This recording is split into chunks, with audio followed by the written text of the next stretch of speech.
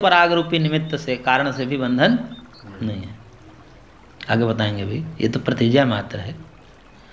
अस्य आत्मनः प्रवाह रूपेण अनादिर या विषय वासना, इस आत्मा का जो प्रवाह रूप से अनादि वासना है, वासना कैसी है? अनादि स्वरूप से या प्रवाह से? हाँ, अनादि वासना या बलवत्वात् का मतलब प्रवाह से, इसीलिए तो नष्ट हो जाती है। प्रवाह को रोका जाएगा ना। कोई कितने भी अनादि है प्रवाह, लेकिन उसको रोका जा सकता है ना। स्वरूप से अनादि हो तो नहीं रोका जा सकता। जो स्वरूप से अनादि है वो अनंत हो जाएगी। तो आदि है तो किसको रोका जाएगा? प्रवाह को। किस प्रवाह? किसके प्रवाह? वासना का प्रवाह को रोका जा सकता है? क्यों नहीं रोका जा सकता? ना ना ना ना, अनादि का मतलब दो प्रकार का अनादि बताए थे ना उस दिन।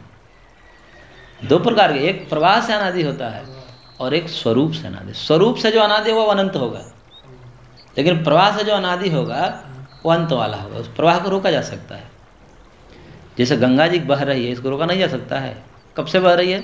अब जब से उसको अनादि मान लीजिए, अनादि तो नहीं है पर मान लीजिए ऐसी कोई परंपरा है जो अनादि से बह रही है, चल रही है, तो प्रवाह है, उसको रोका जा सकता है। वासना को रोका जा सकता है, क्योंकि संकल्प निमित्तत्वाद रागादि नाम, न्यायकार बोलते हैं ये जो वासनाएं संकल्प निमित्तक होती है। ध्यायतो विषयान पुंसः संगस्तेषु उपजायते। संग क्या होता है? उत्पन्न होता है। राग उत्पन्न होता है। वासना ही, राग क्या है? वासना ही तो है।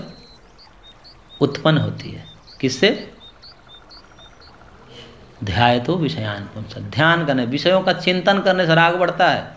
अब विषयों का चिंतन न करने से राग खत्म ही होता है। चिंतन करने से बढ़ेगा भी और चिंतन करने से घटेगा। महाराज, चिंतन करने से कैसे घटेगा? भगवान का चिंतन करने से घटेगा।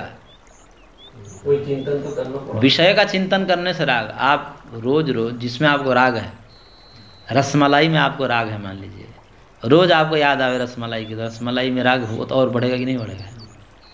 रसगुल्ले की स्मृति रोज कराई जाए आपको तो उसमें राग बढ़ेगा कि नहीं बढ़ेगा?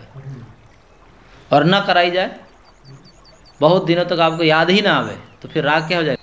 दिनों तक आपको याद ही, अब जिस दिन याद आता है फिर बहुत दिन खाए हो गया महाराज, मंगाया जाए, फिर आ जाता है ना। जैसे ही स्मृति आती है तो वो राग उत्पन्न हो जाता है। तो राग को उत्पन्न करने का कारण क्या है? स्मृति। इसके बाद संकल्प निमित्तत्वाद रागादि नाम। ये राग आदि कैसे होते हैं? संकल्प से उत्पन्न होते हैं। और संकल्प कब से हुआ है? अनादिकाल से संकल्प करते जा रहे हैं, इसलिए वो अनादि है वासना। यदि वासनाएं को खत्म नहीं किया जाता फिर तो मुक्ति उक्ति सब व्यर्थ हो जाता ना। मुक्ति सब व्यर्थ है, मुक्ति का उपदेश। इसलिए अनादि है लेकिन शांत है, अंत वाला है। ये जितने राग हैं सब इनका अंत होता है। तो कह रहे हैं कि अस्य आत्मनः प्रवाह रूपेण अनादि या विषय वासना, ये आत्मा के प्रवाह रूप से जो अनादि ये विषय वासना है